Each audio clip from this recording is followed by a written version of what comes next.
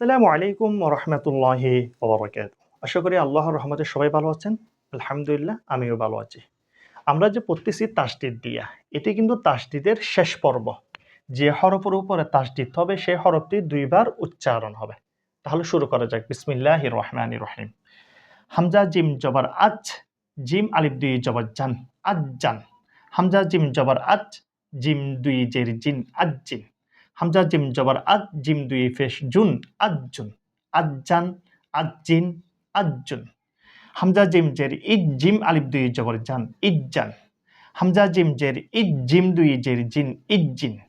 Hamza gym জের Eid, gym ২ পেশ June, ইজ্জুন। ইজ্জান, ইজ্জিন, ইজ্জুন। আচ্ছা, তাহলে এটুকু পর্যন্ত। আগামী পর্বের মধ্যে আমরা ইনশাল্লাহ নতুন পড়া নিয়ে আসব।